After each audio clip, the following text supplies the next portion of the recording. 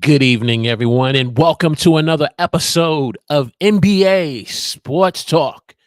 And this evening on NBA Sports Talk, we are going to be answering the question: how will the Brooklyn Nets begin their rebuilding process this offseason into the 2023-2024 season after experiencing what I believe is the most difficult and confusing year that they had last year? So we're going to get into that question, unpack it, and see how the Brooklyn Nets can once again become a competitive team. So do me a favor, lock the door. The women and children NBA Sports Talk is live now.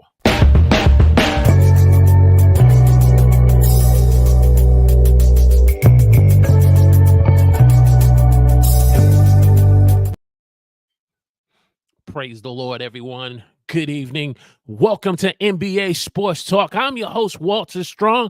If you're new here and you want to be able to talk NBA sports from a fan perspective, then we welcome you to the show. And as we said in our opening montage, we're going to get in unpacking the question: how is the Brooklyn Nets going to begin the rebuilding process of rebuilding their team from moving past from what I believe was the most confusing and frustrating year that they had last year? And some can even say maybe even possibly going back to 2020 in the last 3 years, dealing with the request of Kevin Durant wanting to be traded, dealing with the Kyrie Irving saga and him having to be traded, having to trade James Harden for Ben Simmons, and now in the precipice of now rebuilding the team. And so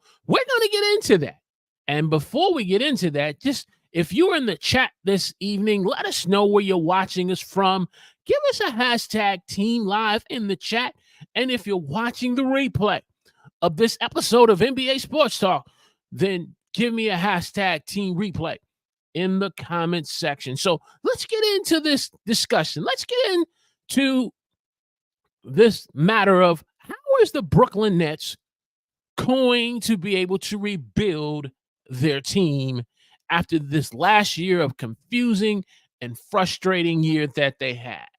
Let's get into this. Well, the first thing we have to do is look at their past history.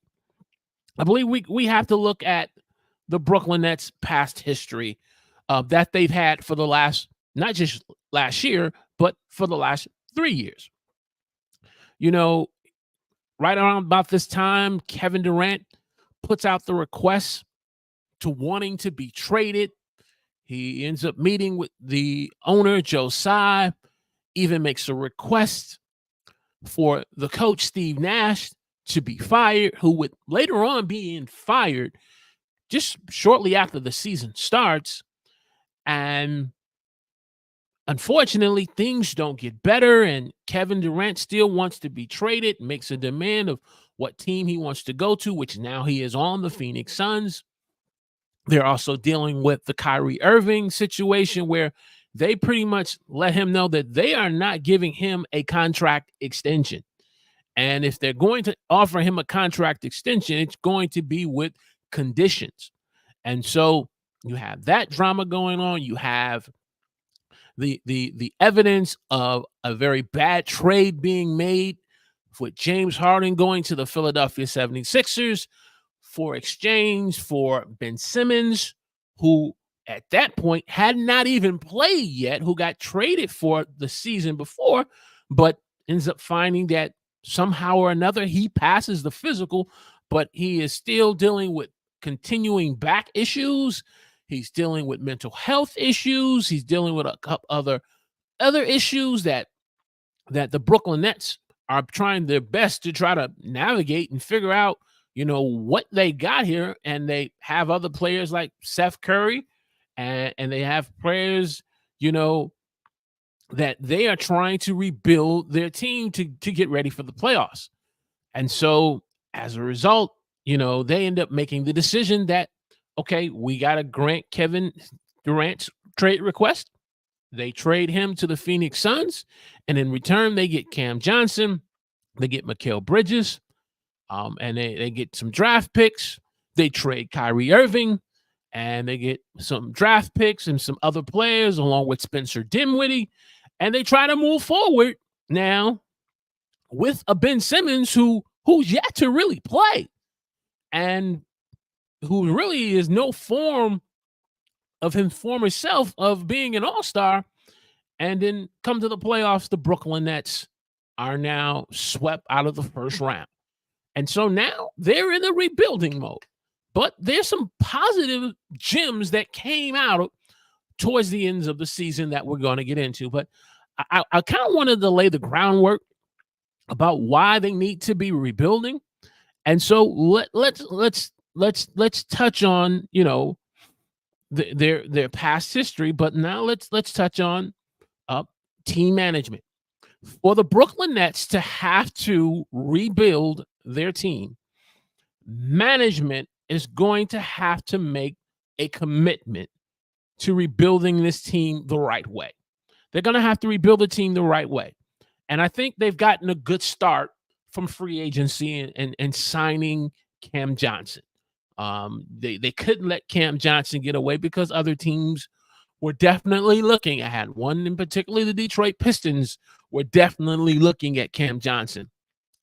I think they made a good trade in getting Joe Harris off the books because they had an expiring contract of $18 million. And they were able to get that off their books. And now Joe Harris has now moved on to the Detroit Pistons, and they freed themselves of that $18 million. They've signed Cam Johnson. So they're starting to make some right decisions. Sean Marks is starting to put some things in place. But look at my notes here. The other thing that he has to look at as he begins to now rebuild this team to be competitive, he has to now be willing to learn from the lessons and the mistakes that they've made, not once, but twice, in trying to put together a super team. A super team. If you remember the first time they did this by signing Deron Williams. They did it with Joe Johnson. And then I think it was Billy King at the time, who was a general manager. And he ends up now giving away a boatload of draft picks and signing Kevin Garnett, Paul Pierce. They end up getting who else? Jason Terry. And they end up getting these aging veterans who were over 30. And then they hire Jason Kidd, a first-time head coach who has no experience, who hasn't went up the ranks, and hires him as the head coach. And they can't get past the second round. Deron Williams and Joe Johnson can't seem to really put together and do what they need to do for what they were brought to do here, Brooklyn.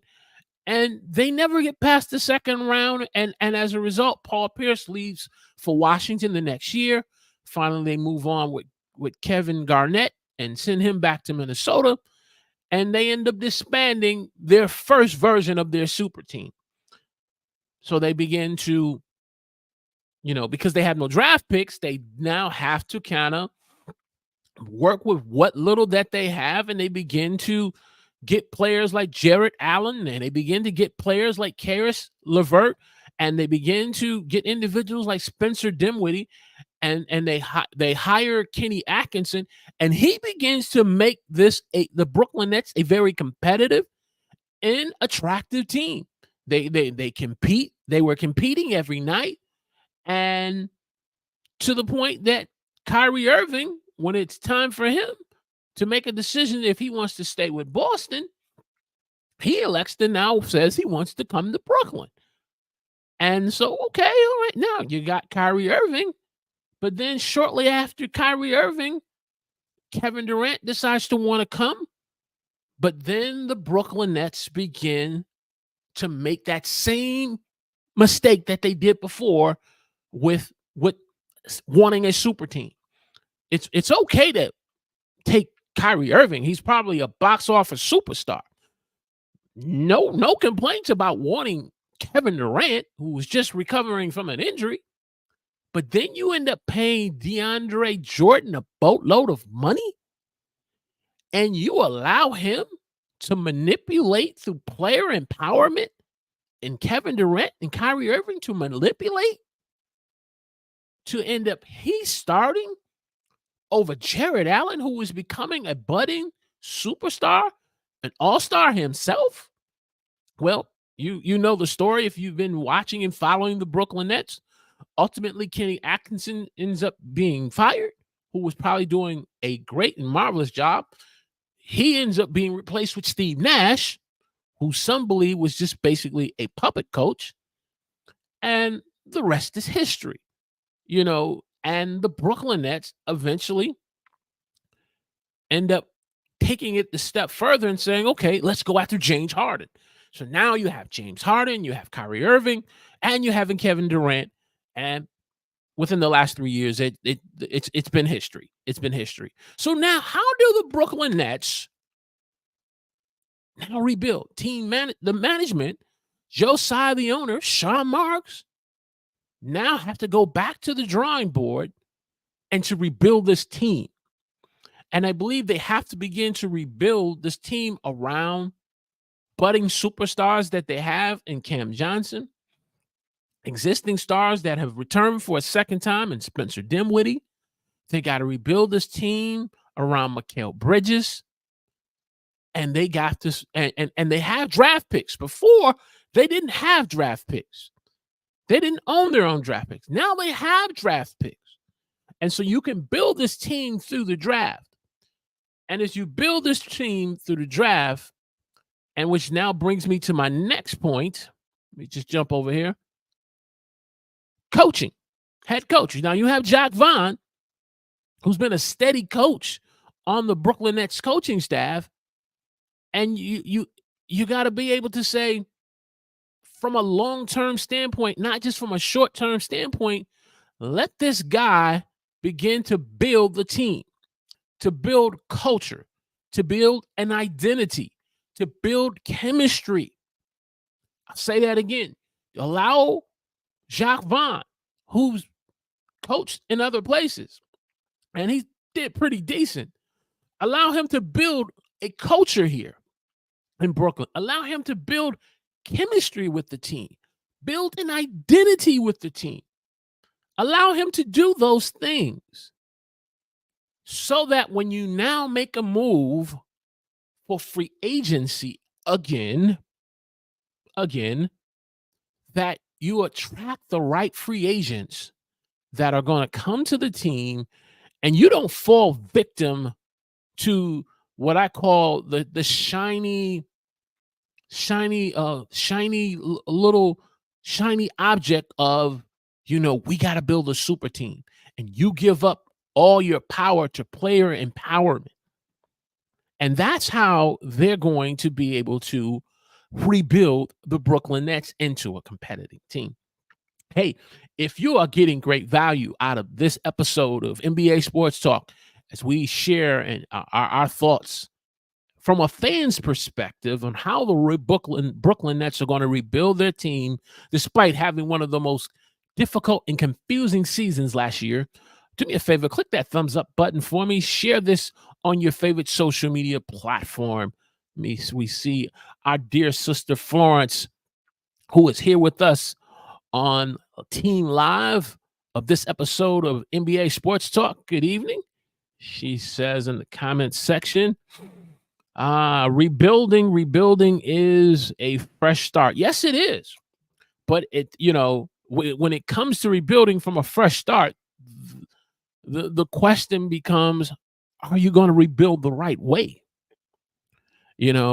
Teams, unfortunately, there have been some teams in the NBA when they quote unquote say they're going to go and do a rebuilding process, they end up rebuilding, unfortunately, for whatever reasons, whether if it's for money, whether if it's for, appeasing their fan base, or for just they want a quick fix by just bringing a bunch of aging veterans because they're in this win now mentality. They want to call that some form of rebuilding. But, you know, if you're going to truly rebuild your team, you have to be willing to just say, hey, look, um, ownership has to say, okay, if we're going to rebuild, where do we start? Do we start at management? When you look at the job that Sean Marks has done since being the general manager of the Brooklyn Nets, some say, and even possibly believe, that he should have lost his job. Not just Steve Nash. He should have lost his job because you end up allowing, and I understand this is a players' league. This is a superstars league where they be able to have input. You want your superstars input.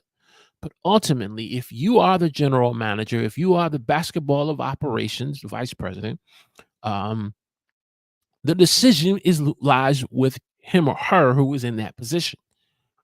And because the Brooklyn Nets, when you look at in terms of what all they gave up to not make it past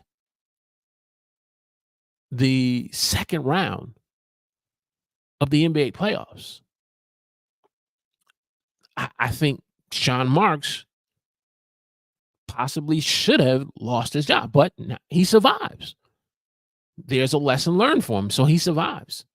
And so now by surviving, I believe my fourth point in this rebuilding process is they have to now look closely at the budding stars. I realize in this league, people want to be able to have superstars on their team. They want the Kevin Durant's, they want the Devin Bookers. They want the Kawhi Leonards, they want the Paul Georges, they want the LeBron James, and they want the Anthony Davises. They want the Jason Tatums, and they want the Jaylen Browns on their team. The Giannis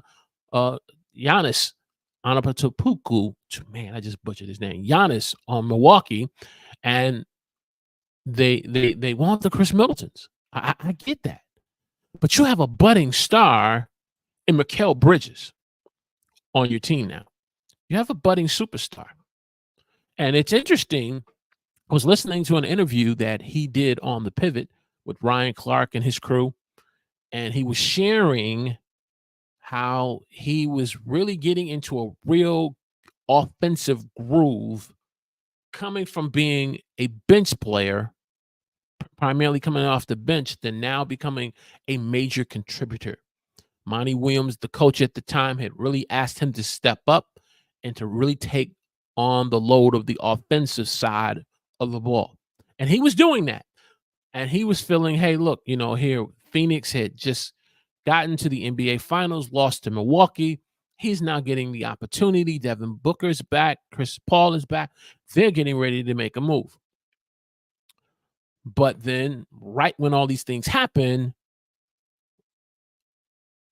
the Kevin Durant trade goes through. He gets traded. Cam Johnson gets traded. And now they're on Brooklyn. But he was able to look at that trade now as an opportunity to say, here I have been given the keys offensively to take now the lead offensively and on the load on the offensive scoring. And he just began to continue in that role and begin to really, really have a coming out party. Cam Johnson began to come out and to come out and have a coming out party. So now you have these budding stars, along with Spencer Dinwiddie, who's now returning, who's had a very steady career himself.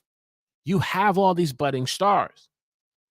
And so I submit to you, instead of now trying to go after the top free agent, rather at end of the 2023-2024 season or the following season, you build the budding stars that you have, making a commitment to making them all stars. making a commitment from team management to good coaching, building a culture, building chemistry, building an identity on defense, because Cam Johnson and Mikal Bridges, them brothers can play defense. They can definitely play defense. And if you build a culture, an identity around defense and scoring, let them be your all-stars. And so then when it comes to free agencies, you're not trying to swim after the big fish where now they become the lead. Allow and give the opportunity to Mikal Bridges. You just signed Cam Johnson. Allow them to now become your budding stars and rebuilding. And so then when you finally get your third piece from a third option, hey, maybe you consider Tobias Harris from the Philadelphia 76ers, who is a New Jersey native. Maybe you consider him. But develop and work with your rebuild your budding stars. And on top of that, develop your bench. Develop your bench. Now, Patty Mills is gone. Seth Curry's gone. Okay. And there's one person that I did not mention, but I don't consider him a bench player. But until he can get himself together, you have Ben Simmons. Okay, if Ben Simmons is going to be your starting point guard and not Spencer Dinwiddie, then you put Spencer Dinwiddie in the 6-man role coming off the bench, and you allow him and the bench that you develop so that you can become a competitive team. But now you give Ben Simmons the point guard responsibilities, because one report I heard was that my understanding, recovering from a back injury, it's not a very quick recovery. Sometimes it can take up to 2 years. But he feels that he's fully recovered from his back injury. He's kind of got a hold of his mental health issues. And and we never take lightly mental health issues. Mental health issues are very serious things. So you go ahead and you begin to develop your bench, so that way you can have a competitive team. And doing that will help you to be able to get the Brooklyn Nets in rebuilding the right way. And as Florence said, having a fresh start for your team. Florence says, I agree that bench strategy, it's so important. It's so important, especially as a coach starts to have a rotation of players that are going to play. So that way you can rest your starters in key moments of the game, and that way the team can finish. They can compete from the first quarter to the fourth quarter. And so you got to develop your bench. Hey, do me a favor. As you're just joining us, we are talking about 6 reasons why the Brooklyn Nets need to rebuild their team the right way, despite this frustrating and difficult and confusing season that they had last year. Do me a favor, hit that like button for me and give us a thumbs up, and share this on your favorite social media platform. If you haven't subscribed to the channel, I want to encourage you to subscribe to the NBA Sports Talk YouTube channel, because here we talk NBA sports and more from a fan's perspective.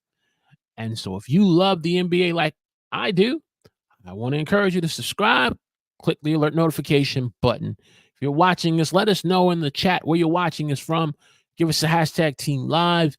And if you're watching the replay up to this point, we truly appreciate it and ask you to give us a hashtag Team Replay in the comment section. So let's talk about the long-term future for the Brooklyn Nets. Sean Marks begins to commit and build this team the right way.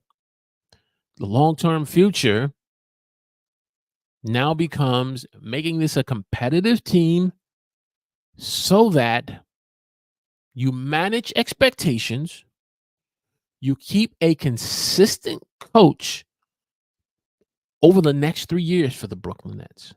Manage your expectations and have a consistent coach, because the mistakes before with this second iteration of a super team, you had a consistent coach in Kenny Atkinson, though he probably wasn't as proven as a well name, but this brother developed a lot of young talent. Chris Levert, Jared Allen, Spencer Dinwiddie, Joe Harris, and so many others. He was developing the talent and making the team relevant, and people were paying attention to the Brooklyn Nets.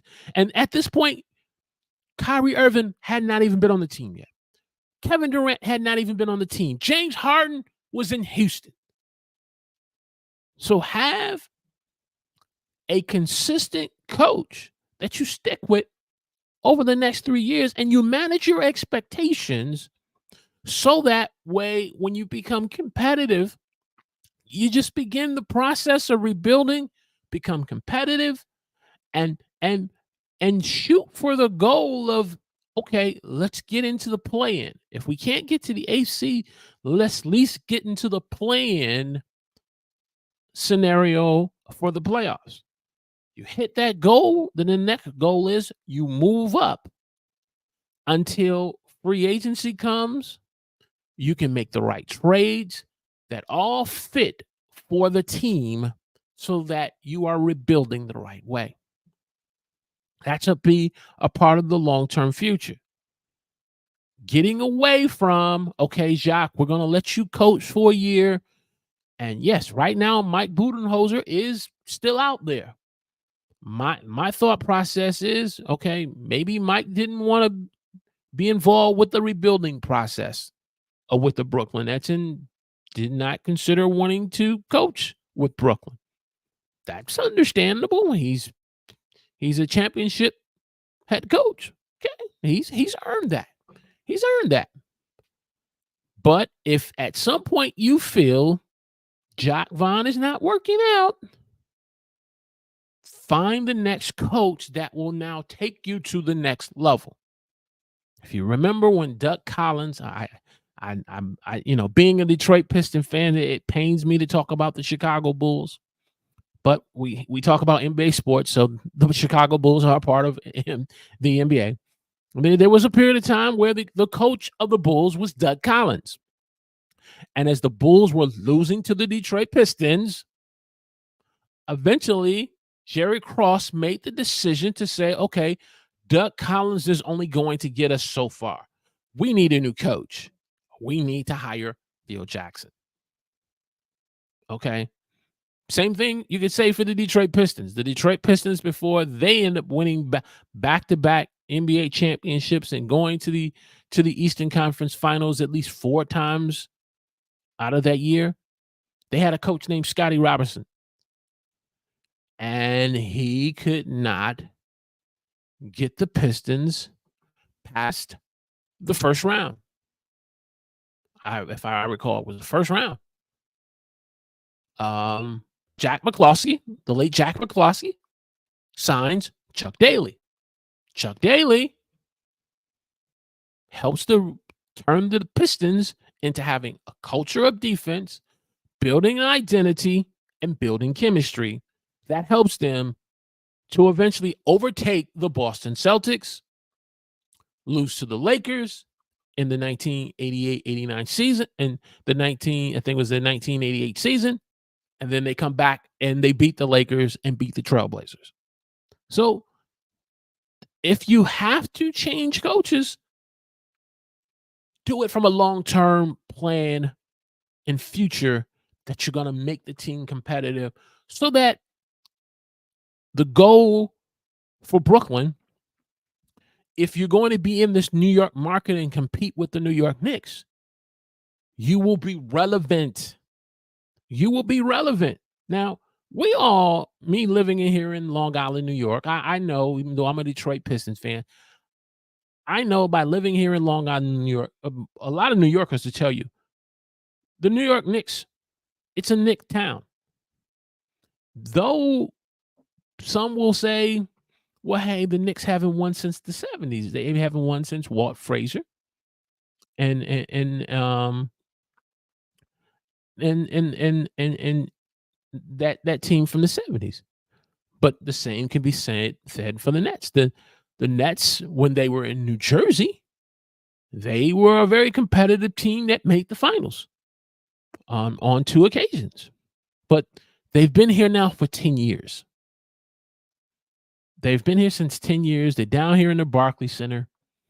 And now you have an opportunity to turn the page, as Sister Florence says, have a fresh start, and rebuild your team the right way and move past all of this frustration.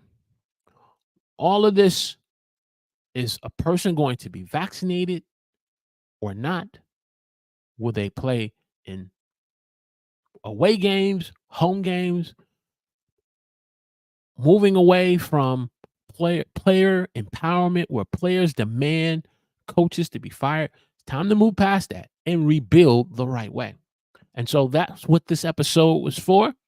So to my Brooklyn Net fans here in New York, just want to share my observation as an NBA fan.